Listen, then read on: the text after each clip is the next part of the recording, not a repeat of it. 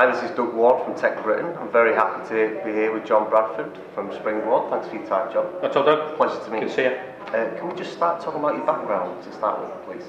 My background. I'm an old fart, so I've been around way too long for young guys that I help. 20 years, first 10 years I was a boring accountant. Not a very good accountant by the sounds of things, but suddenly discovered what I was good at come 2000. So I've seen the first wave of .com. Essentially over the last 12 years I've worked in startups.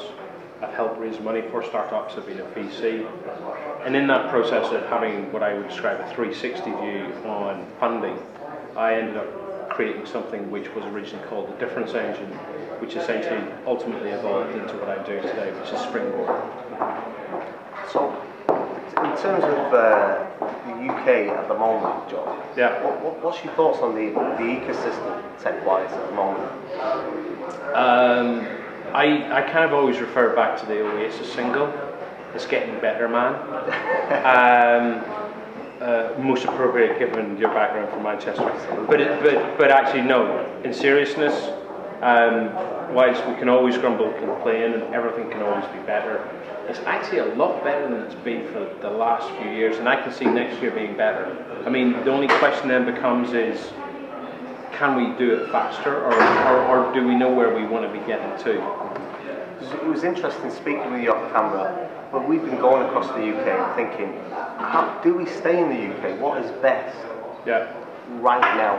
Yeah. Because I can see like 20 years from now, probably there'll be a shout to stay here. Yeah. But what's your thoughts if someone's watching this and thinking, I'm tempted to get on the plane? I mean, we were speaking with like Michael Hayes in Glasgow, very active in the local community, and he's like, I'm going to the West Coast. Yeah. What's your thoughts on that? You're probably talking to the wrong person. So, born and brought up in Northern Ireland, ran away when I was 18, came to the UK, spent a proportion of my life in Europe, then went to Australia, came back to the UK, went to the States. I actually don't really have what I call defined boundaries of countries. It's places I meet people and places I visit. And the wonderful thing about entrepreneurs is they tend not to think about, you can be very nationalistic about football, but you tend not to be very nationalistic about product. You just want people to use your product and build cool stuff. So I have this big thing, which is not to be concerned about being an entrepreneur in Britain, but I much prefer to be a British entrepreneur, whether that's based in the UK or whether the US or wherever. You should do what is right for you and for your business at any point in time. If the UK ecosystem is supportive of that, I think it starts to feed back on itself. I think there's a really good example. When I spend my life, I spend a proportion in Estonia, and they actively push their best teams out of the country, because what they believe is in the long-term value that those teams can create beyond their shores. I mean, Estonia is only 1 million people, but by pushing people out and making them better and building value into those people, ultimately it'll flow back into the country. And I see that all of the time. And it's the difference between, I think we described it was like when you have to leave a job, you can have two approaches. An employer can say, piss off, we don't care, and then you have a bad feeling. It's like, I never want to talk to that guy again. If you put the hand on your shoulder and say to him, actually, you know what, if that's the right thing for you to do, you go and do your thing. And actually that creates a positive feeling, and the reality is you're more likely to reflect better on the UK and think better of the employer. So it should be entrepreneur-centric rather than nation-centric. Like it. In terms of the government job, what do you think their role is to help the UK's tech community or the UK tech entrepreneurs? I guess it's two questions. Yeah. That's a really hard question. I think there are a variety of things that you can think about. One is how do you support the best people and what do you do for them? So this kind of, what you're describing is a long value chain.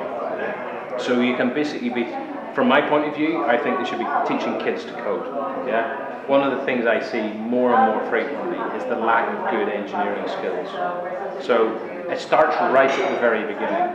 I think the ability for government to influence the ability to get capital into the market is really good. I think the new SEIS scheme will actually have a real impact over the longer term. I also think that you should be trying to support the ecosystem right at an early stage, and trying to bring together communities.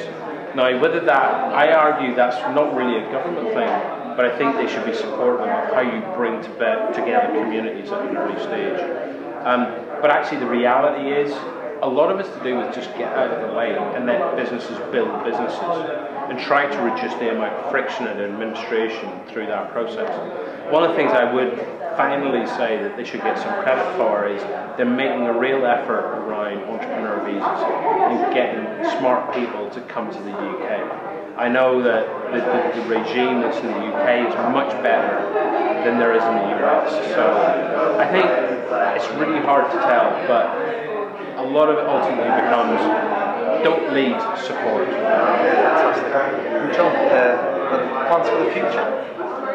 Sleep at some stage. Plans for the future are try to encourage people to be much more open. Try to encourage people to collaborate. Try to encourage people to build on what they're really good at. One of the things I've found, and it's a really horrible thing to talk about, but I think pay forward is an economic model that actually works. My whole model is based on helping people and encouraging other people to help. And when you start to create an ecosystem where everybody wants to help everybody else, it really changes the boundaries of what you can achieve. I think kind of being proprietary is something that I just get really angry about. I think the notional idea of taxing people to have meetups, I think is absurd. I think what's really interesting is being able to put smart people in a room, give them a cup of coffee, and get them talking and working with each other. I think it's probably the most valuable thing anybody can do. Fantastic. I'd like to say thank you very much for your time. It's a real pleasure. Thanks, Dad.